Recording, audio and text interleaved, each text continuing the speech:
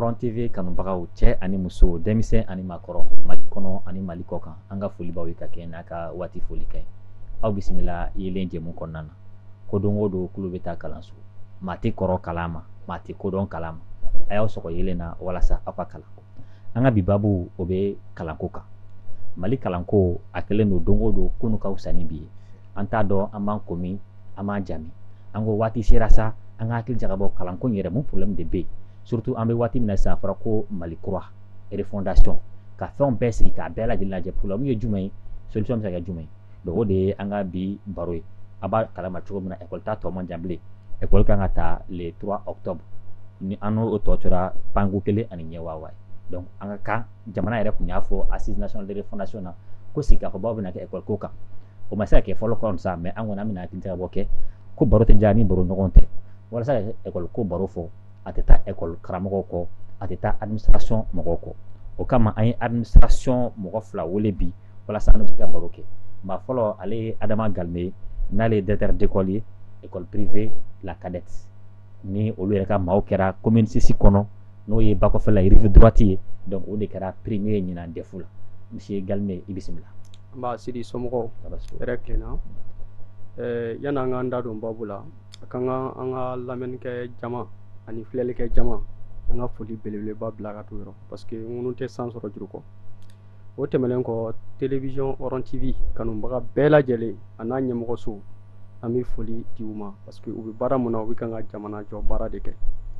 e yɛrɛ Sidi k'i fo dantɛ foli mun na e ka jamukan ne yɛrɛ bɛ jamukan mun yɛrɛ lamɛn kosɛbɛ k'a lajɛ o ye ka jamukan ye n'o bɔra la Mali journal o diyara an ye donc n bɛ foli belebeleba di ayiwa Adama Galme tɛmɛnen kɔ ka bɔ yen maa welelen filanan ale fana ye administration mɔgɔ ye n'ale ye censeur de lycée Bokar Ɲafo Ben Ousmane Traoré i bisimila. Sidi salamu alaikum an bɛ an filɛlikɛ jama n'a lamɛnnikɛ jama bɛɛ fo ala min ye bi yira an na ala ka tile bancogo ɲuman yira an bɛɛ la amina yarabi an bɛ partenaires bɛɛ fo a ka Hɔrɔn TV partenaires bɛɛ Galme min fɔ n tɛna segin olu bɛɛ kan sa mais an bɛ partenaires fo parce que n'i y'a mɛn ɲɔgɔn doniba t'a la tɛ i ye ɲumaga ɲuman de sɔrɔ yɛrɛ la voilà donc an bɛ bɛɛ fo. Ayiwa foli tɛmɛnen kɔ o b'a to an bɛ don an ka baro kɔnɔna na ni o ye kalanko ye ayiwa sani an ka da don problème yɛrɛ bɛ kalanko kɔnɔna na fɔlɔ an bɛ hakili jagabɔ kɛ ɲina examen kan an kɔni y'a ye ɲina examen a kɔni a kuma cayara kosɛbɛ mɛnɛ barisa école dɔw yɛrɛ ka kuma examen a dabirila u da la ayiwa minnu tun degelen bɛ n'u bɛ se ka sujet sɔrɔ ni sujet bɛ fiti u tun b'a sɔrɔ jagoya la joona k'a sɔrɔ examen yɛrɛ cɛ ɲina olu si ma sɔrɔ an bɛ waati min na bi olu k'u yɛrɛ ɲininka ko qu'est-ce qui n'a pas marché n b'a to an b'o ɲininkali kelen kɛ e la Adama Galme e yɛrɛ bolo qu'est-ce qui n'a pas marché mun de la sujet ma se ka fiti ka ɲina examen la. Bon, qu'est-ce qui n'a pas marché? Moi, je dirais plutôt qu'est-ce qui a marché. D'accord. Mon ne marchera n'a sɔrɔ ni si mun na siyo ma fiti kɛ. Mɔgɔ caman ne jɔra la parce que san dɔw la i n'a fɔ san damadamani a bɛ se san 5 bɔɲɔngo la ɲɔgɔndanw san laban ɲɔgɔndanw i bɛ taa sɔrɔ i n'a fɔ i y'a fɔ cogoya min na sijɛw de bɛ fiti kɛ bon a bɛ bila réseau kan u bɛ WhatsApp groupe créer donc bɛɛ lajɛlen bɛ sijɛ sɔrɔ hali ni mɔgɔ min n'i ye san kuturu kɛ n'i ma taa école la n'i kɔni bɛ se sɛbɛnni na n'i taara DEF salle la i tun bɛ DEF sɔrɔ parce que n'i bɛ se sɛbɛnni na a jaabi bilalen don réseau kan téléphone fana a ma autorisé mais bɛɛ tun ye DEF kɛ ba y'a ye DEF dɔrɔn tɛ ɲɔgɔndan caman tun bɛ kɛ o cogoya la mais ɲinan yɛlɛmani donna la donc an bɛ se k'a fɔ ɲinan jinɛw parce que bamanankan na u b'a fɔ ko ka jinɛ bɔ jinɛw ma se ka se sɔrɔ adamadenw kan donc adamadenw jɔ o jɔyɔrɔ la donc jɔn de y'a jɔ a jɔyɔrɔ la an bɛ administration ɲɛmɔgɔw fo kosɛbɛ olu jɔ o jɔyɔrɔ la i n'a fɔ ministre de l'éducation a n'a nɔfɛ jama bɛɛ donc o duguma dɔɔni académies bɛ yen olu fana y'u cɛsiri kosɛbɛ olu fana duguma kapu fana bɛ yen olu y'u cɛsiri nka cɛsiri belebeleba o ye école maître de ye sabula olu de bɛ surveillance kɛ olu baara fanba olu de b'a kɛ donc olu fana jɔr'u jɔyɔrɔ la kosɛbɛ parce que maître kun ye nin de fɔ a ka ca ni san 5 ye ko olu bɛ kan ka san bɛɛ lajɛlen kɛ ka dɔnniya b'u kunkolo la k'a di denmisɛnninw ma n'a fɔra ko san laban na u kan ka ɲɔgɔndan mun kɛ ni o bɛ kɛ i n'a fɔ a kɛlen don baara fu ye donc k'a bɛ kan k'u décourager ko administration ka fɛɛrɛ kɛ walasa ɲɔgɔn dan ɲuman bɛ se ka kɛ denmisɛnninw kun cogoya min na donc a kun b'u ka laɲini kɔnɔ a b'u ka doléance kɔnɔ mɔgɔ caman bɛ maître critiquer ko wari de ka d'u ye k'u bɛ taa grève la nka maître ka doléance dɔ la examen kɛko ɲuman o fana kun bɛ doléance la donc an k'o yɔrɔ fana fo an bɛ maître fo kosɛbɛ. donc n bɛ se k'a fɔ ɲina o ko kɛra sababa ye. ayiwa o b'a to an bɛna o ɲininkali kelen kɛ Ben Usumani la ayiwa bamananw b'a fɔ ten ko dugutigi ta ye ka dugu ye maa n tɛ si ɲina o b'a sago kɛ dɛ école ko kun kɛra sababu ye école den minnu yɛrɛ kun bɛ kalan kɛ olu tun bɛ ka loi dicter école wɛrɛ la an b'a ye examen kun caman bɛ kɛ maître kun bɛ siran ka surveillance yɛrɛ kɛ ka ɲɛ parce que ko ni examen banna ko école denw bɛna ka n'u bugɔ an y'a ye ɲinan kɔni bɛɛ jɔra a jɔyɔrɔ la e yɛrɛ bolo mun de nana ni o ye. bon Sidi komi n balimakɛ y'a Galmɛ bɔra k'a fɔ cogo min na fɛn min kɛra ɲinan ko gɛlɛnmanba tɛ o l'État a juste responsabilisé les gens seulement a banna ils ont situé la responsabilité hali k'a dan centre minnu bɔra examen la ɲinan centre o centre bɛ yen i b'a sɔrɔ i ka centre de tɔgɔ sɛbɛnnen bɛ sujet kan et puis denmisɛnnin foyi tɛ bɔ ni sujet ye c'est à dire n'i ma tɛmɛ 1 heure n'a ma tɛmɛ 1 heure kan denmisɛnnin tɛ bɔ ni sujet ye cours kɔnɔ donc hali ni sujet yera yɔrɔ wɛrɛ la a bɛ dɔn k'a fɔ sujet bɔra Sidi de fɛ yan ka taa Galmɛ ka yɔrɔ la donc automatiquement responsabilité bɛ se ka situer sérieux dɔrɔn de donna ɲinan examen la sérieux de donna la et jaabi minnu sɔrɔla ɲinan o de ye Mali écoledenw ka niveau yɛrɛ ye parce que écoledenw tun degilen don facilité de la facilité in dɔrɔn de tigɛra robinet de fermera bɛɛ de ta k'i yɛrɛ y'a fɔ cogo min na ko a dabirilaw da la a ma dabiri dɛ a kɛra bɛɛ b'i yɛrɛ ye de bɛɛ b'i ba bolo voilà donc moi je pense que ɲinan examen an bɛ se k'a fɔ tare ba don Mali kɔnɔ ni Mali sera ka to nin cogo la tan a ka ca Ala fɛ Mali tun bɛ cogo min na école ko la Afrique kɔnɔna la surtout Afrique de l'Ouest an bɛ se ka jɔyɔrɔba sɔrɔ a nɔ la tuguni bon nin kɛra an bɛ se k'a fɔ d'une part il y a les autorités de la transition foli belebele kan ka d'olu ma balimakɛ y'a fɔ cogo min na enseignants y'u jɔ o jɔyɔrɔ la parce que i b'a ye hali denmisɛnninw tun n'i y'a mɛn hali ni sujet ye fiti kɛ ni denmisɛnninw ma se ka bɔ yɔrɔ sɔrɔ kilasi kɔnɔ fiti bɛ kɛ fu de ye o mais ni enseignants yɛrɛ kɛra sujet yɛrɛ traité ba ka di denmisɛnninw ma yarɔ kɔni o ko tɛ bɔ tɛnɛn n'a ka tarata sɔrɔ voilà moi je pense que o de kɛra ɲinan examen yɛrɛ réussite yɛrɛ ye kosɛbɛ kosɛbɛ. d'accord voilà. ayiwa donc examen kɛra kɔni kɛra tare ye ɲinan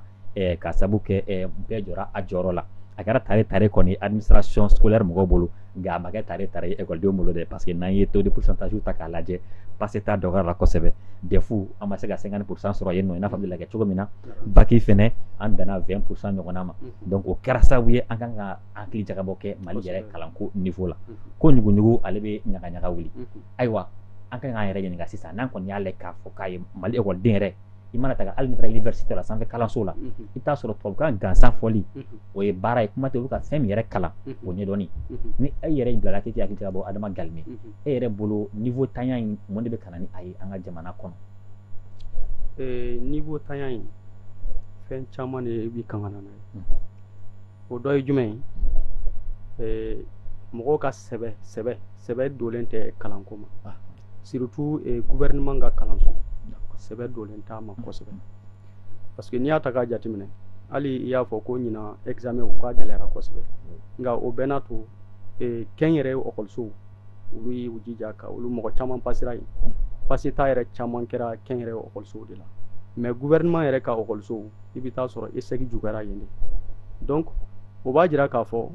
seere bɛ kɛnyɛrɛye ekɔlisow la ka tɛmɛ gouvernement ka ekɔliso. Bon, o ye niveau ko de ye donc ni sérieux ti yɔrɔ yɔrɔ niveau tɛ se ka sɔrɔ donc o jɔn b'a ju la fɔlɔ o ye gouvernement ye gouvernement est responsable la baisse des niveaux des élèves d'aujourd'hui gouvernement ka responsabilité b'a la gouvernement dɔrɔn tɛ ekɔliden somɔgɔw olu fana ka jɔyɔrɔ fana kan ka fɔ parce que i bɛ taa sɔrɔ mɔgɔ caman b'u den tɛgɛ minɛ ka taa don ekɔliso la n'u y'a don kalan na ka ban u ka kalo sarani min u b'a bɔ k'a di n'o bɔra la a banna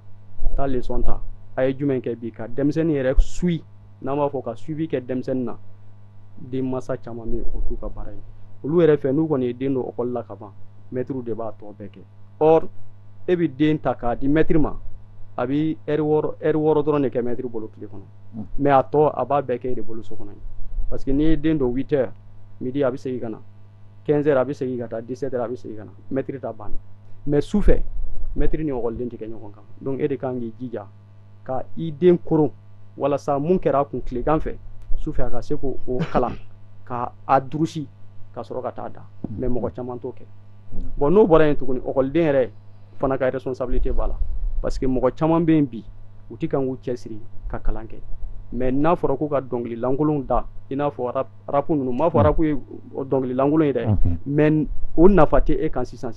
donc i bilala kalan de la i ma bila sɛnɛ la i ma bila feereli la i bilala fɛn kelen mun na normalement i kan k'i jija n'a y'a sɔrɔ n'i b'i kan k'i bangebaaw ka kuma kɔni mɛn n'u y'i bila fɛnw fɛnɛ i kan k'i jija k'o kɛ n'a y'a sɔrɔ n'o ye sɛbɛ sira ye kalan dun ye sɛbɛ sira de ye donc nin responsabilité o mɔgɔ kelen tɛ gouvernement ta b'a la gouvernement ta ye jumɛn ye o ye c'est à dire ni mun minɛna baarakolon na parce que maître gouvernement de b'o sara gouvernement ka ɔkɔliso maître gouvernement de b'o sara donc suivi de kan ka kɛ ka inspecteur bila u ka taa suivi kɛ n'i taara terrain kan don min na ka taa maître mun sɔrɔ a ti kan ka baara kɛ ka ɲɛ donc ni formation de b'a jɛ a kan ka formation k'a kun mais ni formation ko tɛ fo a kan ka sanctionner de a kan ka sanctionner donc n'o kɛra an hakili la ni bɛɛ maintenant i filɛ ka min fɔ dɛ n'o ye gouvernement école ye i bɛ taa sɔrɔ structure baari min bɛ contrôle kɛ d'abord direction de l'école bɛ yen nɔ directeur bɛ yen nɔ o kɔfɛ CAP bɛ na CAP kɔfɛ académie bɛ yen fo ka taa se ministère ma mais o bɛɛ bɛ yen ka contrôle kɛ pourquoi si yɛrɛ tɛ ka se ka don écoleso la oui c'est à dire que contrôle filɛ nin ye généralement a tɛ abouti hali ni e ka directeur école publique ninnu an bɛ kuma olu kan kosɛbɛ hali n'a y'a sɔrɔ an bɛ kɛnyɛrɛye écoleso de kan parce que généralement ni i bɛ école publique la dɔw yɛrɛ bɛ yen u ti heure caman yɛrɛ minɛ dɔw bɛ yen u bɛ école publique yɛrɛ bila ka taa cours di école privée la donc n'i ka directeur yɛrɛ généralement a bɛ rapport k'i kan k'a plaigner CAP la donc CAP mɔgɔw ti kala don ɲini na ka bɛn n'a ye donc surtout an balakaw u caman bɛ yen hali u t'u ka directeur bonya caman bɛ yen n bɛ taa denkuni la permission tababaliya ninnu donc ka to ka permission ta filɛ ni galama mana ci ɲɔgɔn na ka permission ta alors que walidenw de taara k'a d'i ma ko e ka u kalan donc a man ka kɛ généralement o de bɛ na ni CAP kan k'i jɔ a jɔyɔrɔ la CAP kan k'i jɔ a jɔyɔrɔ la académie kan ka jɔ a jɔyɔrɔ la hali ministère kan ka jɔ a jɔyɔrɔ la ni bɛɛ y'i jɔ a jɔyɔrɔ la niveau a bɛ segin ka na ayiwa d'accord an bɛ tila ka na kɔfɛ ka don a dogodogoɲɛw kɔnɔna na Ben Ousmane Traoré ko fɛn min ɲinyɔrɔ ma ɲɛ a jiginyɔrɔ o bɛ sɔn ka gɛlɛya kosɛbɛ ayiwa examen ninnu kɔni o ye finalité de ye mais yanni examen cɛ i b'a sɔrɔ kalo 9 ɲɔgɔn bɛ kɛ baara la fɔlɔ ayiwa n'an ye baara in jateminɛ an bɛ ekɔlidenw kɔni ka niveau lajɛ ko on reconnaît l'ouvrier à travers son œuvre an kɔni ekɔlidenw kɔni ye kɔni a niveau kɔni vraiment ça reste à désirer e yɛrɛ ka jateminɛw ye jumɛn en tant que censeur de lycée bon Sidi n'i y'a mɛn fɔlɔ yanni k'an da don kuma kɔnɔ n bɛ fɛ ka fɛn dɔ fɔ n'i y'a mɛn école tɛ mɔgɔ kelen ye école ye gouvernement administration et puis parents d'élèves ani écoledenw yɛrɛ école bɛ ni mɔgɔ damadɔni de bolo bon i bɛ ka niveau ko min fɔ nin ye Mali yɛrɛ problème ba bɛɛ ye nin de ye i da sera kuma yɛrɛ kolomayɔrɔ de ma nin o tɛ nin tɛ maliyɛnw ka dictionnaire la parce que bibi na parents bɛ fɛn min jɔrɔ bi o de ye n den ka passé ye parents mago tɛ niveau la écoleden yɛrɛ mago tɛ niveau la écoleden bɛ fɛ de c'est à dire tous les moyens sont bons pour réussir examen in dɔrɔn balimakɛ y'a fɔ gouvernement ka rôle ka bon kosɛbɛ formation tɛ ka accentuer kosɛbɛ il faut s'accentuer sur les formations des enseignants o tɛ ka kɛ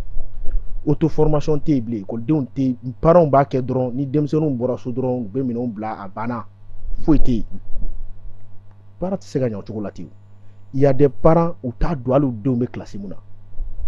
tu les appelles venez récupérer les bulletins u tɛna bulletin minɛ i bɛ san kɛ k'a ban ni kalo sara in bɔra hali o kalo sara yɛrɛ dɔw envoyé Orange Money de la école privée jɔyɔrɔba b'a la école privée bɛ fɛ de u ka école ka fa si tɛ fɛ niveau ka na bɛɛ de bɛ fɛ n ka école ka fa donc kɛra wari ɲini ye dɔrɔn quoi école privée ta kɛra ça devient vraiment du commerce kɛra commerce de sisan niveau ko ye hali n'i y'a ta ka jateminɛ an ka classe kɔnɔnaw effectif pléthorique a bɛ jouer écoleden ka niveau kan parce que a b'a to enseignant tɛ se k'i occuper denmisɛnninw bɛɛ la les enseignants ne sont pas dans les conditions normales i b'a sɔrɔ enseignants bɛ yen nɔ u ka wariku sarako yɛrɛ ye problème ye o tigi mɔgɔ min yɛrɛ da la dumuni yɛrɛ kɛra problème ye sara tɛ ka sɔrɔ a sɔrɔ cogo la o bɛ se ka formation ɲɛnama kɛ denmisɛnninw na cogo di a ka gɛlɛn et puis école privée la enseignants bɛ ta position l'enseignement n'est plus c'est-à-dire dévouement tɛ bilen enseignement kɛra bibi na mɔgɔ bɛ n bɛ fɛ an ka da la dumuni le pain chercher mon pain quotidien n bɛ taa enseignement kɛ hali ni mɔgɔ ma formation kɛ n bɛ taa enseignement kɛ pour que ka se ka dɔnni sɔrɔ ka bila n jufa la o bɛ se ka écoleden former ya o tɛ se ka écoleden former donc c'est pour vous dire que bɛɛ de sen bɛ nin ko in na le gouvernement est interpellé les parents sont interpellés et les élèves, y compris les administrations. D'accord. Voilà. Ok. Aïwa. Yoroni fitini faraka. D'accord. Parce que neko nye moko chama cité. Ajubaju ere généralement mettre fana no bala. Parce que moko flene ni moko ga fien fo. I kan ga courage soro ki yere ka fien fo. D'accord. En mettre fana jora bala parce que follow mettre bi comportement mu ke. Ani sisa mettre bi comportement mu ke ni ya taga jatimine. A ka jan ɲɔgɔn na i n'a fɔ jɛgɛ jara ni baji fɔlɔ an hakili b'a la ni an kun y'an ka mɛtiri ye kare kɔnɔ an bɛ boli k'an dogo mais sisan o tɛ yen bilen donc ɔkɔliden ti kan ka siran mɛtiri ɲɛ bilen fɔlɔ denmisɛnnin ɔkɔliden a bɛ siran a ka mɛtiri ɲɛ ka tɛmɛ a ka mansa kan mais sisan o tɛ yen bilen donc o su fana bɔlen don jumɛn na i bɛ taa sɔrɔ mɛtiriw yɛrɛ ka comportement b'a la mɔgɔ caman bɛ yen u bɛ affinité dɔn tɛmɛ n'u ni u ka ɔkɔlidenw dɔw cɛ a man ka kɛ. Donc l'enseignant doit être exemplaire et il faut mettre ɲɛ ka bɔ i fɛ k'a fɔ n bɛ fɛ ka kɛ fo ɔkɔliden ɲɛ ka bɔ i fɛ k'a fɔ n bɛ fɛ ka kɛ n ka maître ye mais sisan o tɛ yen o tɛ yen bilen. Ok. D'accord. Avec votre permission an bɛ fɛ ka fɛn dɔ fana ajouter hali i bɛ ka niveau ko min fɔ nin ni denmisɛnnin ma formation ɲɛnama sɔrɔ o de b'a to denmisɛnnin c'est-à-dire l'élève rentre vraiment dans la facilité hali n'a ye drogue ko affaire mɛn a b'a k'a bɛ don a la parce qu'il n'a pas reçu une bonne éducation. Ali caman bɛ yen nɔ u bɛ enrôler groupe armé ni fɛn ninnu na a caman ye de les élèves n'ont pas reçu une bonne formation à l'école. Voilà donc hali an ka administration i b'a ye dɔw tɛ se ka hali PV ɲuman kɛ examen même à l'université concours bɛ kɛ nin bɛɛ tɛ dɔwɛrɛ ye dɛ c'est-à-dire corruption de bɛ Mali école kɔnɔ tant que corruption ma bɔ Mali école kɔnɔ Mali école tɛ taa ɲɛ dɔ b'i sigi so i b'a ye e yɛrɛ tu étais premier de la classe mais i b'a ye le dernier de la classe a bɛ ka poste baw occuper administration na. Jinɛ jumɛn de bɔra n'a bɛ taa yen ni dɔma ni mɛ invisible tɛ duguma donc moi je pense que an ka o yɔrɔ ninnu bɛɛ lajɛ ɲɔgɔn fɛ a bɛ ɲa quoi inchallah. D'accord. Adama Galmɛ i ka kuma kun fɔlɔ la i ye kumana école publique kan donc i ko vraiment seere de bɛ olu fana jɛn dɔɔni et puis effectif pilotique ye donc a bɔra k'o da fana fɔ sisan parce que écoledenw classe ka ca donc c'est comme si o bɛɛ niveau bɛ sɔn ka gouvernement parce que ni suivi tɛ yen sanction tɛ yen maître a ka gɛlɛn maître ka seere ta bon n'o fana ka bɔ yen n'an taara école privée fanfɛla fana na parce que enseignement kelen bɛ fila ye public bɛ yen privé bɛ yen privé fana fanfɛla na i ko parents d'élèves caman bɛ yen o kelen bɛ k'a négliger mais est ce que o da tɛ ka bɔ administration scolaire yɛrɛ la wa parce que a bɛ n'a fɔ caman bɛ yen u b'a bila u kunna dɔrɔn ni ye den di ka wari sara dɔrɔn donc o kɔrɔ den kan ka niveau sɔrɔ jagoya la et puis den kan ka passer jagoya la est ce que administrateur de tɛ k'o don fɛnɛ parents kunkolo la parce que u b'a fɔ ko ne ka école de ka ɲi a ye na don n ka école la ni ne donna an bɛ niveau sɔrɔ wa a tigi bɛ passer. Oui, c'est-à-dire i ka kuma n bɛ kara turu a la kosɛbɛ responsabilité école ko n'a fɔra école ko dɔrɔn mɔgɔ kelen tɛ kɛ responsable ye quoi et ni tiɲɛni kɛra dɔrɔn i bɛ taa sɔrɔ mɔgɔ kelen nɔ tɛ jama de bɛ jɛ ka tiɲɛni kɛ école la o yɔrɔnin parce que an bɛ gouvernement yɛrɛ ka école an b'o bila kɛrɛfɛ parce que i ka nin ɲininkali a bɛ kɛn yɛrɛ école de i n'a fɔ administration les rapports mun bɛ administration kɛn yɛrɛ école ale ni parents hali n balimakɛ bɔra ka kuma dɔ fɔ sisan a kuma nafa ka bon kosɛbɛ ko mɔgɔ caman bɛ yen u ka sira tɛ niveau la ni san labanna ni n den bɛ première année la a kan ka taa deuxième année la hali u t'u denw ka parce que n bɛ wari sara dɔrɔn c'est automatique passage automatique de ni den bɛ 8e na san wɛrɛ a bɛ taa 9e na parce que n ye n ka wari sara mɔgɔ caman de bɛ na n tɛ se ka wari sara ka san bɛɛ kɛ ka wari sara ko a bɛ n den la redoubler ko ma jɛ n'a ye n'a yɛrɛ redoubler a bɛ dossier minɛ n'a ye dossier minɛ ne ka école la a bɛ taa n balimakɛ bɛɛ ni ka école la o b'a accepter k'a tɔgɔ sɛbɛn k'a la passer k'a bila ka taa classe ɲɛfɛ classe la ɲɛfɛ classe la donc le système est encouragé i bɛ taa sɔrɔ coordination ɲɛnama fana tɛ yen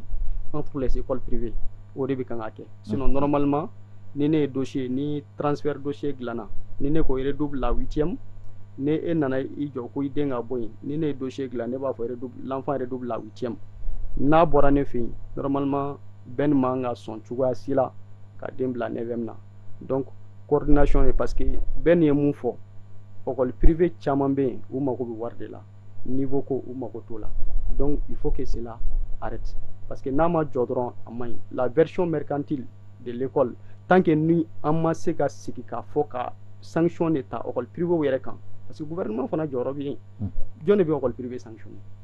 jɔn de ye papier d'a ma gouvernement de ye papier d'a ma mais e ka papier ɲinitɔ e ko i bɛna kɛnyɛrɛ école de dayɛlɛ mais i y'i engagé de k'a fɔ k'i bɛ sariyaw bɛɛ lajɛlen bato école ko bɛ kɛ cogo o cogo sariya kunda i ko i b'a bɛɛ bato mais ka mɔgɔ la passer ka taa classe wɛrɛ la alors que a man ka passer i ye sariya sɔsɔ. Donc il faut que contrôle fana ka bonya à ce niveau. Donc ni école privée minnu minɛna la minnu tɛ kan ka sariya bato u ka agrément minnu la. Donc n'o kɛra siɲɛ kelen siɲɛ fila siɲɛ saba a ka ca Ala fɛ. Donc école privée fana bi kan ka dogo ni dogo mun kɛ u bi caman bɔ a la. Donc n'o kɛra wagati min na niveau sɔrɔ fana bɛ sɔrɔ. Mais an bɛ misaliya ta ɲina an bɛ autorités fo kosɛbɛ. Donc n hakili la école privée bon surtout minnu bɛ kɛnɛya ko kalan kɛ caman bɛ olu sanctionné na. Donc hali n'a y'a sɔrɔ a digira mɔgɔw la mais sariya de kɔni batola yen. Donc an bɛ autorités encourager dans ce sens. U kana dan sanfɛ kalanso dɔrɔn ma dɛ u ka jigin hali premier cycle ninnu na ni école so bɛ yen k'i ka papier ma dafa u ka délai d'i ma i k'i ka papier dafa n'o délai tɛmɛna i ma se ka papier dafa donc u kan ka se k'i sanctionner. D'accord. Ayiwa ko in kɛlen bɛ ten ko dɔ bɛ ɲa la dɔ bɛ ɲa cɛlakaw la o b'a to bɛɛ n'i bɔra k'a fɔ école kɛra commerce ye parce que gouvernement y'a to maa caman école dayɛlɛ ten k'a sɔrɔ hali u tɛ école ko domaine dɔn et puis a kɛra wari ɲini sira fɛnɛ o kɛra sababu écoledenw yɛrɛ caman bɛ jalaki caman ta ko maître caman fɛnɛ bɛ yen nɔ a bɛ n'a fɔ niveau ko problème maître fɛnɛ dira dɛ parce que école dɔw b'a lajɛ dɔrɔn maître bon marché min da ka nɔgɔn an b'o ta a tɛ sara ko ɲuman na est ce que o fɛnɛ tɛ gɛlɛyaba dɔ ye ko in na wa. Bon Sidi yanni n k'i ka kuma nin jaabi a ka kan an ka kuma dɔ kɛ ka galime ka i ye kuma min fɔ k'o dafa dɔɔni. I b'a dɔn Mali niveau ko tɛ dɔwɛrɛ ye système min yɛrɛ bɛ imposer Mali école kunna c'est-à-dire ça ne reflète pas la réalité de la société malienne, ça joue sur le niveau de l'enfant. Ka bɔ o kɔnɔna la a y'a fɔ cogo min na ko e yɛrɛ da sera ma ko école kɛlen don commerce bien vrai école kɛlen don commerce parce que maa si tɛ fɛ denmisɛnnin si tɛ fɛ ka redoubler parce que n'i ye écoleden na redoubler i ka privé la i b'a perdu. L'enfant va demander le transfert a bɛ taa école wɛrɛ la comme Galime y'a fɔ cogo min na et toi tu ne vas plus recevoir la subvention de l'État. O de la an y'a fɔ école kɛlen don donc ni mɔgɔ min na k'a bɛ transfert minɛ dɔrɔn les écoles privées font passer les enfants ka sɔrɔ hali niveau t'u la. Maintenant i y'a fɔ cogo min na ko in gɛlɛmanba yɔrɔ yɛrɛ ye enseignants ye à vrai dire o de la n y'a fɔ n ka kuma daminɛ kɔnɔ l'enseignement n'est plus vraiment une vocation. Bɛɛ bɛ ka enseignement de kɛ bi caman bɛ k'a kɛ bi parce que n bɛ fɛ k'an da la dumuni i b'a ye dɔw bɛ yen nɔ i b'a sɔrɔ a ye formation dɔw de kɛ en géographie à l'université mais a bɛ taa n'a ka dossier k'ale bɛ fɛ ka taa droit kalan i ka lycée la ou a bɛ taa n'a ka dossier k'a bɛ fɛ ka philo kalan e y'o formation kɛ min école privée tɛ sɔn c'est-à-dire caman bɛ yen nɔ bi bi in na enseignement da nɔgɔmaninw ka d'u ye parce que an tɛ fɛ ka wari bɔ à vrai dire sinon n'i ye enseignant ɲɛnama ta mɔgɔ min yɛrɛ b'a ka domaine dɔn a bɔra INSUP la ka na ou bien a ye école ba dɔ kɛ a nana e y'a ta i b'a sara ka ɲɛ mais a b'a yɛrɛ di a bɛ baara kɛ normalement. Donc moi je pense que enseignant c'est belebele parce que n'i t'i ka baara dɔn i bɛ fili n'i t'i ka baara dɔn i bɛ fili i b'a ye denmisɛnninw caman bɛ yen nɔ u tɛ maître bonya parce que u b'a dɔn maître yɛrɛ t'a ka matière maîtriser quand il tâtonne en classe les enfants ne vont plus te respecter mais ni denmisɛnninw y'a ye e yɛrɛ nana e b'i ka fɛn maîtriser kosɛbɛ mais baara bɛ ɲa i b'a sɔrɔ enseignant dɔw bɛ yen nɔ question yɛrɛ bɛ poser u kun i b'a fɔ f'u ka téléphone de ta k'a fɔ k'u bɛ don Google kɔnɔ k'u bɛ taa o jaabi ɲini ça ce n'est pas normal et puis le suivi des enseignants a tɛ école caman na bi normalement censeur yɛrɛ ka rôle fɔlɔ yɛrɛ jumɛn c'est de suivre le programme c'est-à-dire la progression dans le programme ka to ka cahier de texte ta k'a lajɛ an bɛ yɔrɔ jumɛn enseignant bɛ yɔrɔ jumɛn académie b'a kɛ o c'est pourquoi n bɛ nin yɔrɔ la n bɛ académie fo parce que le transfert de système zonage l'académie a interdit. Galime écoleden dɔ la redoubler a fɛ yen a bɛ fɛ ka taa ne fɛ yen f'a ka passer ne fɛ yen hali n'a taara académie t'a transfert accepté parce que le transfert de système de zonage de a tɛ accepté. Maintenant les transferts interacadémiques maintenant u b'olu reçoit en général et puis rapport filɛ nin i bɛ rapport mɔgɔw ɲɛna k'a fɔ k'i bɛ rapport mun déposer ko kulonkɛ fɛn de don bi bi in na fɔlɔ an bɛ se ka fɔ fɔlɔ ko caman tun tɛ kɛ mais bi bi in na olu bɛ kɛ fɛn bɛɛ bɛ suivi à la lettre voilà. Ok. Ayiwa o b'a to an bɛna don dernier point na baki kɛlen ɲinan an y'a ye écoleden caman tun bɛ k'i plaigner programme kan ayiwa ko programme kɛra sababu ye o bɛ ka to o tɛ ka niveau fɛnɛ sɔrɔ e yɛrɛ bolo Mali programme système éducatif yɛrɛ n'a fɔra ko hakilina di en tant que administrateur scolaire ayiwa e ka faamuya ye jumɛn ye o ko kan. Programme est très lourd programme ka girin kojugu et puis programme fana fɛn dɔw b'a la nafa t'a la parce que i bɛ taa sɔrɔ leçon dɔw bɛ kɛ mais nafa tɛ leçon minnu na a bɛ programme kɔnɔ a bɛ kan ka programme alourdi ka ko giriya denmisɛnninw ma bon leçon kalansen dɔw yɛrɛ bɛ yen olu n'a fɔra i k'a kɛ a ɲɛma yɛrɛ kalo 8 kɔnɔ kalo 9 kɔnɔ i tɛ se ka tila a la a matière bɛ yen donc n'i m'i cɛsiri hali n'i cɛsiri cogoya o cogo la i tɛ se ka tila a la bon n'an y'o caman fɔ hali minnu bɛna suivi kɛ u b'a fɔ ko non donc 9 mois kɔnɔ a kɛli ma nɔgɔn a kɛli a tɛ se ka kɛ c'est impossible a tɛ se ka kɛ donc an y'a signaler mais minnu bɛna suivi kɛ donc n'an y'a kuma ɲɛf'u ɲɛna u b'a fɔ ko non ko expert de y'a dilan ouais bon expert de y'a dilan mais expert bɛ se ka fili quoi parce que an minnu bɛ terrain kan an bɛ réalité dɔn généralement hali n'a y'a sɔrɔ n'olu yɛrɛ bɛ terrain kan n bɛ misaliya ta n'a programme kɔnɔ leçon dɔw bɛ yen nafa tɛ minnu na minnu kan ka bɔ a la i bɛ taa ta k'a jate Mali ɔkɔliden e bɛ se fo 8e na san 8 y'o kɛ kalan na mais n'a fɔra ko e bɛna basan kalan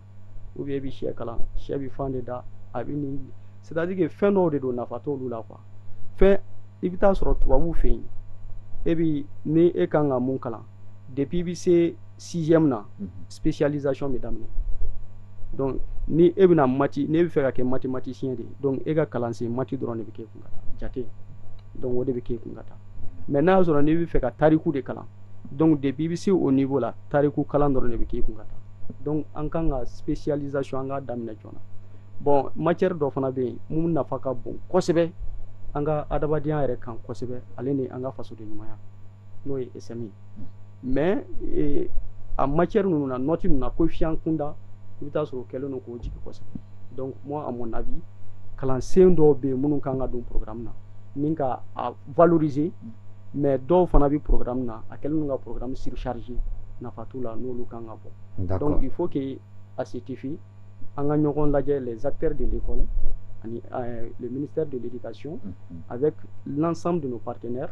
pour que an ka sigi an k'a lajɛ programme jumɛn de bɛ yen mun kan ka adopter programme jumɛn bɛ yen n'an y'o kalansen ta denmisɛnninw bɛ se ka niveau sɔrɔ donc parce que ni i bɛ fɛ ka développer kalan de bɛ jamana développer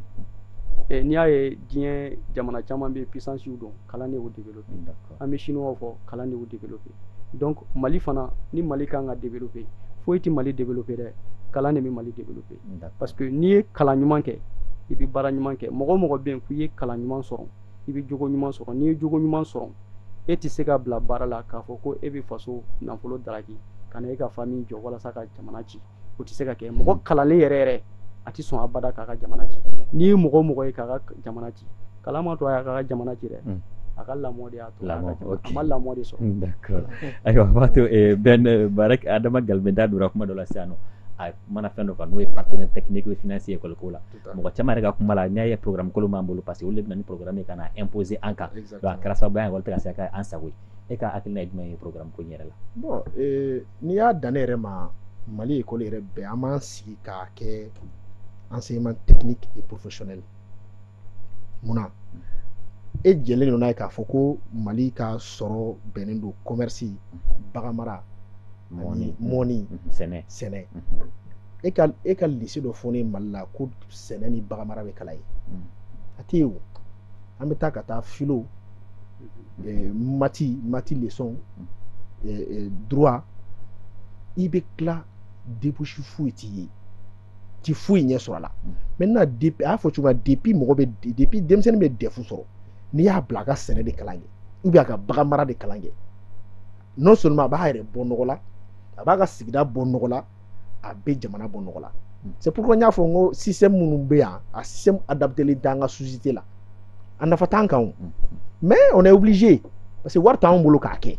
mɔgɔ min de bɛ wari d'e ma la main qui reçoit est toujours o de bi majigi toujours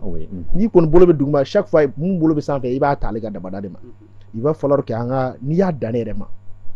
Mali lycée ko bɛ dabila Mali la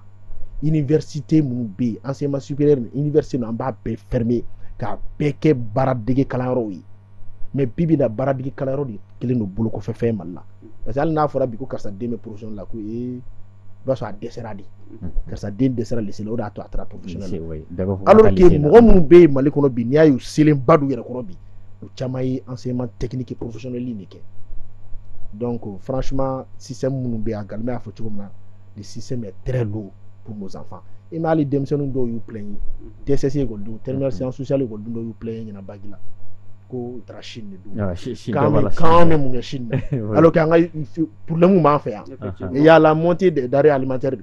olu bɛ yan nɔ kɛlɛ b'an ka nord la olu bɛ yan nɔ a denmisɛnninw bila u ka jamana dɔn u ka kuma jamana kow kan mais mɔgɔ min sigilen don san o san an ka kɛ denmisɛnninw sigilen don a ko san o san Mali bɛ di a taara ka taa Chine di qui ne reflète pas vraiment de la réalité de la société malienne franchement ça va devenir un problème il va falloir que Galmé y'a fɔ cogo min na partenaires c'est-à-dire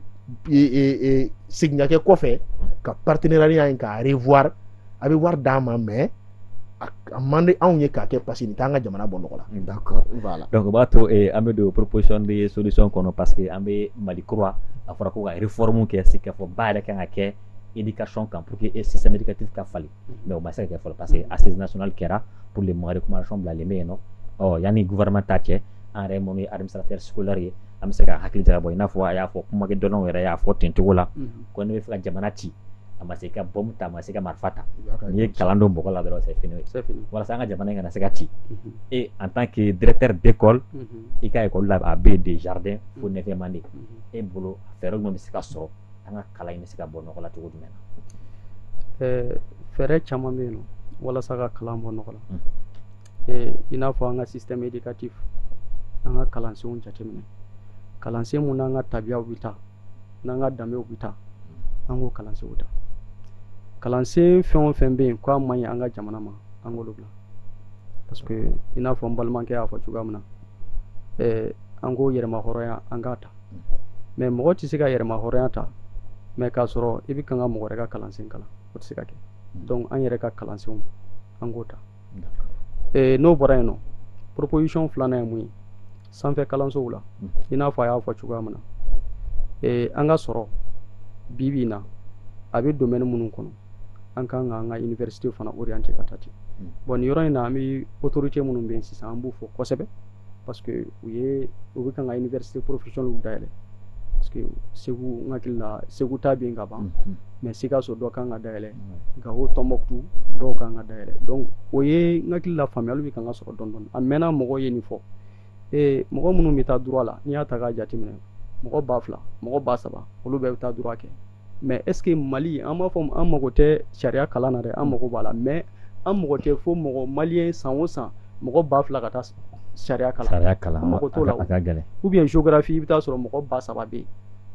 ou bien faculté des sciences économiques yɛrɛ la kuma dɔ la san o san mɔgɔ tɛ sɔrɔ min bɛ don yɛrɛ classe kɔnɔ parce que o ye dɔ caman bɛ to san o san effectivement donc an Mali mago ba tɛ yen na Mali mago bɛ mun na bi baganmara kɛcogo ɲuman o kalan o ka kɛ an kun jago kɛcogo ɲuman o kalan o ka kɛ an kun mɔni kɛcogo ɲuman o kalan o ka kɛ an kun sɛnɛ kɛcogo ɲuman o kalan o ka kɛ an kun an ka danbew ale ni an ka tariku bolo ma i n'a fɔ an b'a fɔ lieu touristique ninnu donc o an bɛ se k'o tɔnɔ bɔ cogoya min na o tɔnɔ bɛ se ka bɔ cogoya min na o kalan ɲuman ka kɛ an kun donc n'o kɛra a ka ca Ala fɛ n'an ye papier gafew sɔrɔ an ka kalan balen kɔ n'an b'a fɔ ko diplôme a ka ca Ala fɛ n'an ye concours kɛ an bɛ passer joona mais ka nin kalansen in to an bolo a ka gɛlɛn Mali ka se ka bɔ nɔgɔ la n'o tɛmɛna ka bɔ yen denmansaw u ka jɔ u jɔyɔrɔ la parce que kun tɛ di kuntigi kɔ dɛ an denw de don bi mais a fɔra ko jamana siniɲɛsigi ye denmisɛnninw de mais walasa olu ka se ka siniɲɛsigi ɲuman kɛ fo sira de ka don u kɔrɔ sira mun bɛ se ka kɛ sababu ye ni an bɛ taa an da don min na ni Ala ka wele sera an ma an ka taa an da k'a sɔrɔ an kunkolo kɔrɔ talen don o ye jumɛn ye i k'i den mara ka ɲɛ wa ka kalansen ɲuman don a kɔrɔ tant que n'an m'o kɛ an ka jamana o jamana bɛ yen bi ko mɔgɔw ka bonya b'o jamana kan o jamana a ye denmisɛnninw jamana kɔnɔdenw a ye kalansen ɲuman don o kɔrɔ chinois bɛ yen bɛɛ ɲɛbɔlen don o fɛ Chine ma kulonkɛ k'a ka kalan na américains filɛ nin ye u bɛ ko bɛɛ kɛ u tɛ kulonkɛ kɛ u ka kalan na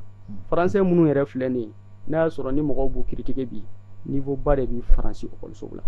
donc ni an fana bɛ fɛ ko an ka kɛ sini jamana ye jamana mun bonyalen don jamana tɔw fɛ fo an fana k'an jija an ka denmisɛnninw an ka kalansen ɲuman don o kɔrɔ n'o bɔra yen maîtres la formation continue des enseignants jamana k'i jɔ a jɔyɔrɔ la parce que mɔgɔ wa e kɔni ye maître ye mais pour que i ka kɛ maître jɔlen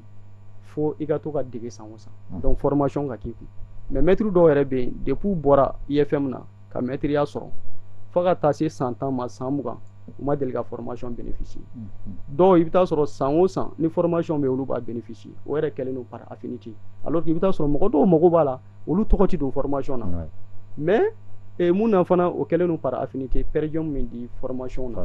donc u k'o yɔrɔ lajɛ bɛɛ lajɛlen ka se ka formation sɔrɔ parce que bɛɛ de mago bɛ formation o défaut bɛ administrateur la o défaut bɛ administrateur parce que olu de bɛ mɔgɔw tɔgɔ di donc k'u jija mɔgɔ minnu yɛrɛ mago bɛ formation na n'a bɛ se k'u dɛmɛ u k'olu tɔgɔ di formation na n'o kɛra o nafa bɛ na jamana de kan n'a bɔra yen école privée gouvernement k'a jateminɛ u kana papier di bɛɛ ma u kana papier di bɛɛ ma u ka a lajɛ hali yen n'i ye école privée n'i bɛna créer n'i bɛna école privée créer a condition u k'a gɛlɛya walasa a ka se ka dɔgɔya dɔɔni parce que nin yɔrɔ in na mɔgɔ caman tulo bɛ n kan na u b'a fɔ ko bon dɔw b'an bolo ka ban o de la an b'a la k'a fɔ k'a ka gɛlɛya o tɛ an bɛ fɛ jamana de ka bɔ nɔgɔ la o bɛ kɛ cogo di u kana na priorité u kana na capacité ka a to école privée yɛrɛ mɔgɔ a bɛ mɔgɔ min bolo ka maître t'a yɛrɛ gouvernement kan k'o yɔrɔnin jateminɛ yen proposition in n b'o fɔ ka segin a kan c'est à dire que ni e y'i ka école so jɔ mais a maître i bɛ relever cap mun na i ka taa olu ka maître d'i ma donc u b'a fɔ ko o mɔgɔ caman b'a k'o bɛ se ka kɛ cogo di donc mɔgɔ minnu bɛ yen ni maître ya kanu bɛ aw la cap bɛ formation kɛ san o san hali n'a y'a sɔrɔ n'a ma bɔ IFM na ni a bɛ fɛ ka kɛ maître ye a ye taa tɔgɔ sɛbɛn formation na au niveau des cap au niveau des académies olu ka bɛɛ lajɛlen former n'olu ye bɛɛ lajɛlen former u ka base de données dɔ dayɛlɛ ka répertoire dayɛlɛ ka bɛɛ lajɛlen répertorier ale n'i ka dossier complet k'o bɛɛ di ye donc ni e ye école dayɛlɛ n'i mago bɛ maître minnu na i bɛ liste kɛ i bɛ taa n'a ye i ka cap la i bɛ taa n'a ye i ka académie na olu b'o maître ninnu boloma maître minnu bɛ yen k'olu ka formation ɲɛna u b'o maître di e ma donc contrat de travail a b'o signer n'o kɛra a ka ca ala fɛ e bɛ maître ɲɛnamaw sɔrɔ maître ka sara a tɛna kɛ 2000 ye 5000 ou bien 6000 ye donc n'o kɛra a ka ca ala fɛ mali écoledenw bɛ niveau sɔrɔ mais tant que école privée yɛrɛ promoteur de b'a ka maître ta donc a bɛ maître bon marché de ta i n'a fɔ n balimakɛ y'a fɔ cogoya min na voilà wariba tɛ bɔ yɔrɔ min na hali tennis ko la u k'a jateminɛ tennis ka ca i bɛ tennis modèle bɛɛ ye i ye hali tennis yɛrɛ dɔn tennis scolaire dɔw yɛrɛ bɛ yen i bɛ taa miniship bɛ denmisɛnninw na donc il faut que o yɔrɔnin ka dabila o ni an danbe tɛ taa tennis yɛrɛ kɔrɔ de b'a la o kɔrɔ t'a ye k'a fɔ ko fini tɛ e bolo parce que denmisɛnnin ninnu filɛ nin ye tennis tɛ école mun na u bɛ ɲɔgɔn ka fini dontaw de lajɛ i bɛ taa sɔrɔ ala ye bolokumani da a ma kɛ kelen ye cogoya min na adamadenw fana ka sɔrɔ ma kɛ kelen ye o cogoya la donc e bɛ bazin riche de kala k'a di den ma a bɛ taa n'a ye école la bon ne filɛ nin ye ne ye fantan ye ne tɛ se k'o kala k'a di n den ma mais a bɛ se ka kɛ sababu ye ni ne ni e den bɛ école kelen na a ɲɛ bɛ bɔ e den fɛ a bɛ se k'a bila ko dɔw la ou bien a bɛ se ka na ni frustration dɔ ye hali kalan mun yɛrɛ bɛ k'a kun a tɛ se k'o lajɛ ka ɲɛ a tɛ se k'o faamuya ka ɲɛ donc o de nana ni tennis donkun ye école la donc ni tennis fana donna école la a bɛɛ ka kɛ kalako kelen ye donc gouvernement k'a jateminɛ ka tennis exiger nin tennis de bɛ kɛ hali n'a y'a sɔrɔ ni école bɛɛ tɔgɔ t'i na kɛ cogoya dɔ bɛɛ k'i ka école tɔgɔ k'i ka tennis kan mais ka tennis kɛ modèle kelen tennis unique mais avec des noms différents o bɛ se ka kɛ sababu yɛrɛ an ka coma texte minnu bɛ yen ba texte minnu bɛ yen a bɛ se ka marché d'olu ma voilà donc hali gouvernement yɛrɛ bɛ se ka mɔgɔ délégué au niveau de chaque école ka mɔgɔ dɔ bila yen o k'i chargé tennis na a bɛ se ka kɛ sababu ye ka chômage ayiwa Adama Galme proposition min na o b'a to an bɛna Ben Usumana fana fanfɛla na jɛmukan in sigi kun de y'o ye walasa an bɛ se ka hakilinaw falen falen cogo min na an ka kalanko a bɛ se ka don ba la cogo min na an kana kɛ jamana tɔw kɔfɛ bolo kɔfɛ fɛn ye parce que n'a y'a jateminɛ k'a lajɛ sur région na a bɛ k'a fɔ an bɛna taa examen unique yɛrɛ la ni o ye bac unique ye voilà donc proposition min bɛ e bolo ka se ka fara Adama Galme ta kan an ka kalanko niveau la. Voilà donc balimakɛ Adama Galme bɔra ka minnu fɔ n da tɛna s'olu ma mais n bɛ fɛ ka min fɔ dɔrɔn ka fara kan matière dɔw bɛ Mali la yan nɔ mɔgɔw kɛlen k'a kɛ bolo kɔfɛ fɛn ye olu de kan ka don ba la fɔlɔ o matière jumɛn ye ECM ani économie familiale parce que ni écoleden ye ECM maîtriser foyi tɛ fɔ ECM kɔnɔ jamana tabiyaw jamana yɛrɛ bɛ cogo di nin de ka ɲi nin de man ɲi e kan k'i comporter cogo di société la ni denmisɛnninw y'o dɔn a ka ca Ala fɛ u b'a bila sira ɲuman kan. A y'a parents ta fɔ an tɛ sɛgɛn parents ta la an b'a fɔ an tila ka segin k'a fɔ fo parents k'u impliquer école ko la tant que parents m'u impliquer école so an kɔni c'est à dire enseignant kɔni ka rôle ye min ye ka cours di denmisɛnnin ma a di cogo ɲuman na mais i tɛ se ka taa denmisɛnnin bɛɛ kunkolo ta k'a di kunkolo bila denmisɛnnin bɛɛ kunkolo da la o parents de b'u ta fara denmisɛnninw ta kan pour que denmisɛnninw bɛ se ka formation ɲɛnama sɔrɔ cogo min na et an da sera a ma système c'est vrai système a tɛ an ka jamana range cogo si la fo système ka falen de école ka kɛ baaradege école ye mais école yɛrɛ ka to yen peut-être enseignement supérieur ninnu dɔw ka to yen nɔ minnu bɛ fɛ ka kɛ maître ye u bɛ se ka concours kɛ ka taa donc depuis i bɛ DEF sɔrɔ i bɛ maître ya dege depuis waati IFM tɛ bala o IFM tɛ bala Mali la yan mɔgɔw kɛlen ka IFM kɛ dɛsɛbaatɔw ta yɔrɔ de ni IFM donna bala bi Mali école ko bɛ bɔ nɔgɔ la parce que se t'i bɛɛ ye ka taa INSUP la parce que f'i ka sanfɛkalan ban sanfɛkalan jɔn de b'a dɔn sanfɛkalan i b'a ban waati min na n'a fɔra ko FSEC yɛrɛ la i bɛ se ka san 3 kɛ classe kelen kɔnɔ e b'o ban waati jumɛn k'i bɛ taa INSUP la k'i bɛ taa ka t'o cycle bɛɛ kɛ ka sɔrɔ k'i bɛ segin ka na enseignement kɔnɔ c'est tout à fait un problème e da sera a ma waati bɛna kɛ a tun fɔra an tun yɛrɛ tun ɲɛna k'a bɛna kɛ ɲina ko sujet unique Afrique de l'Ouest bɛɛ uniformisation des sujets mais a ma se ka kɛ donc n'o kɛra don o don Mali problème bɛ don Mali école ko la n'o kɛra tout min yɛrɛ b'an bolo an tɛna a sɔrɔ bilen parce que an ka kalan ni maa si ta tɛ kelen par exemple n'i ye sous région jamana dɔw ta k'a lajɛ bac bɛ kɛ 2 fois première session ni deuxième session mais an ta ye session unique de a bɛ se ka kɛ hali yɛrɛ bɛ an bɛ se k'o système fana adopté an yɛrɛ fɛ yan nɔ a bɛ se ka denmisɛnninw arranger kosɛbɛ parce que n'i y'an ka université privée ninnu fɛn fɛn ta k'a lajɛ a caman ye système de ye y'a ye donc moi je pense que mɔgɔw ka segin kɔ an ka segin fɔlɔ école ma hali an b'a fɔ n bɛ n da sa yɔrɔnin ma hali n'a sɔrɔ sariya tɛ depuis cili bɔra Mali école la Mali école tiɲɛna effectivement mɔgɔ caman bɛ nin kuma in faamu denmisɛnninw bugɔli depuis a bɔra Mali école la Mali école tiɲɛna parce que ni denmisɛnnin bɛ siran fɛn min o ye busan de a b'a dɔn n'a ye devoir kɛ n'a ma moyen sɔrɔ maître b'a ci hali balimakɛ ko fɔlɔ ni école tun ye maître ye k'a bɛ boli ka dogo dɔ wɛrɛ tɛ o parce que a b'a dɔn busan de bɛ maître bolo n'a ye n ye donc ni n taara école la ni dugu jɛra n'a ye n ye a bɛ n ci de parce que a bɛ question de poser n'i ma se k'a fɔ a bɛ n ci de mais sisan maître ni écoledenw kɛra teri de c'est vrai mɔgɔ n'i ka écoleden kan ka kɛ teri kan k'i yɛrɛ bila i ka écoleden niveau la pour que a ka leçon faamuya mais fɛn dɔw bɛ yen dantɛmɛ wale modèle dɔw bɛ yen olu man ɲi dantɛmɛ wale modèle dɔw bɛ yen olu man ɲi cili ka segin ka ni cili bɛ se ka don école la cili ka segin an bɛ weleweleda yɛrɛ de bila koyi ni cili bɛ se ka segin ka don école la k'a daminɛ depuis première année fo terminale anw bugɔra terminale la o an bugɔra terminale la mais i b'a ye bi in na denmisɛnnin n'i yɛrɛ y'i ɲɛ jɔ a ɲɛ la a bɛ taa sira da i ɲɛ kɛnɛ ma bon a kɛra contraire yɛrɛ de sisan parce que denmisɛnnin de bɛ écoledenw ci c'est ça maîtriw ci denmisɛnninw de bɛ ka maîtriw ci parce que u bɛ sira de da i ɲɛ k'i bugɔ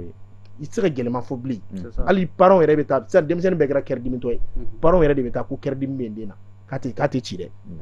mais il y a des écoles à Bamako i b'a f'i ye bon cili b'an fɛ yan tu inscris ton enfant au kan kan n'o tɛ i bɛ taa i bɛ école wɛrɛ ɲini an y'a ye bi o écoledenw ka résultat impact bɛ cogo min na an ɲɛ b'a la o lycéali bɛ école o école la seere ta école la balimakɛ da sera a ma école bɛ dayɛlɛ position sugu bɛɛ la o de la n y'a fɔ n ko ka corruption bɔ Mali école ko la tant que corruption bɛ yen Mali école ko tɛ se ka taa ɲɛ voilà. Maintenant pour que corruption ka se ka bɔ a la a bɛ gouvernement de bolo mais fɛn dɔ bɛ yen an ye jateminɛ kɛ i bɛ taa sɔrɔ mɔgɔ minnu bɛ gouvernement yɛrɛ kɔnɔ ni n'o ye ministère de l'éducation ou bien kow bɛ jɔyɔrɔba la i bɛ taa sɔrɔ a den caman bɛ yen o tɛ don an ka école ninnu na u b'o to don système français la u b'o bila ka kɔfɛ ta kalan kɔfɛ mais est ce que n'olu o ma bɔ yen u bɛ se k'u impliquer école ko la tant que o ma bɔ yen u tɛ se k'u impliquer o de kan ka interdit n y'a dɔn mɔgɔw dɔw da sera a ma ko karisa mɛnna fanga la a ma sɔn ka dɔgɔtɔrɔsoba jɔ mais n'a banana a b'a k'a bɛ taa furakɛ kɔfɛ k'an tɛ sɔn parce que tout simplement mɔgɔw bannen don baara de ma an yɛrɛ de image bɛ ɲɛmɔgɔ ninnu ye koyi an yɛrɛ de image n'a interdira sisan komi constitution kura sɛbɛnko bɛ sen na a ka interdit ko mɔgɔ mɔgɔ bɛ yen nɔ k'i bɛ école ko ɲɛma i den tɛ taa don tubabu école foyi la i b'a don i yɛrɛ kɛ an ka yan école de la école publique de la an ka système de la a b'an ka école de suit i b'o kipɛ a la sisan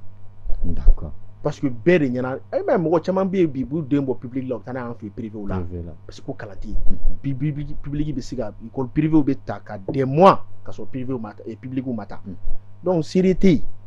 yen a vrai dire puis effectif pléthorique ko in yɛrɛ de ye problème yɛrɛ ye 100 élèves i bɛ taa sɔrɔ classe kelen kɔnɔ o suivi bɛ taa min o kalan o bɛ taa jaabi jumɛn na a ka gɛlɛn voilà donc ni bana mana dɔn de a fura sɔrɔ déjà an ye bana dɔn ka ban moi je pense que les pistes de solution o sɔrɔli ka nɔgɔn kojugu quoi ayiwa d'accord an ka waati kofɔlen kɔni nana i cogo donc o b'a to an bɛ welewele ka laban dama ka folikan da ko Adama Galme ok n balimakɛ ne ta ye foli d'accord lamɛnnikɛ jama filɛlikɛ jama Oron TV kanubaga bɛɛ lajɛlen ka bɛɛ lajɛlen fo dan tɛ foli min na ɲɛmɔgɔ so k'o fo dantɛ foli min na ala ka mali ta ɲɛ amina ya rabi ayiwa Ben Ousmane Traoré message lan b'i bolo bon ne bɛ bɛɛ fo mɔgɔ mɔgɔ kulo b'an na mɔgɔ mɔgɔ ɲɛ b'an na an bɛ bɛɛ fo siri k'i yɛrɛ fo i ni cɛsiri parce que i ka émission lumière in mɔgɔ caman b'a lajɛ mɔgɔ caman b'a fɔ ne yɛrɛ parce que i b'i da se jamana koloma yɔrɔ de ma donc ne b'a dɔn i yɛrɛ y'a fɔ i ka kuma kɔnɔ ko n'i bɛ fɛ ka jamana kɛlɛ bi kana n'a kɛlɛ ouvertement a ka système éducatif don ɲɔgɔn la dɔrɔn i b'a ye problème bɛ a bɛ problème sɔrɔ donc ni e da ser'u ma bi k'an wele vraiment o ye tare ye cela veut dire que an kana yɛrɛ ɲɛfɔ cela veut dire que tagaɲɛ ko bɛ nin kɔnɔ ni bɛɛ sera k'aw ladege franchement a bɛ kɛ ɲɛtaga ye jamana in ma n bɛ bɛɛ fo k'an balimakɛ Galmɛ fo ka Oran TV mɔgɔ bɛɛ lajɛlen fo ayiwa d'accord Oran TV tɔgɔ la an fɛnɛ ka foli bɛ ka di aw ma ka sɔn ka na an ka wele jaabi donc o ye baara fɛnɛ ye maa bɛ fo baara min na surtout an kumana système kan ni o ye kalanko ye a bɛ bɛɛ lajɛlen de concerné donc ekɔlidenw b'o la ekɔliden mansaw b'o la ayiwa jamana marabagaw b'o la fo ka taa se maliyɛn den kelen-kelen bɛɛ lajɛlen parce que bɛɛ ka mɔgɔ bɛ don ekɔli la donc pour que a se ka o baro kɛ an ka mɔgɔ welelenw kun ye Adama Galmɛ n'ale ye directeur d'école école privée la cadette maa welelen filanan ale ye Ben Ousmane Traoré censeur du lycée Bokar Ɲafo ayiwa k'a fɔ ko an bɛ dugawu kɛ ka Mali yɛrɛ ye barisa an bɛ waati gɛlɛn kɔnɔna na bingani wale kɛbagaw b'an kan gɛlɛya b'an kan n'o ye vie chère ye an b'a fɔ ala ka jisuma k'a bɛɛ lajɛlen fura ye ala ka bɛn ni kelenya sabati Mali kɔnɔ ala ka maliyɛn bɛɛ lajɛlen lakana régie kɔnɔna na Mali jankunba kun bɛ yen nɔ fo ka taa se Orokiya fan de ma an b'a fɔ k'an bɛn jɛmukan ɲɔgɔnna wɛrɛ ma wasalam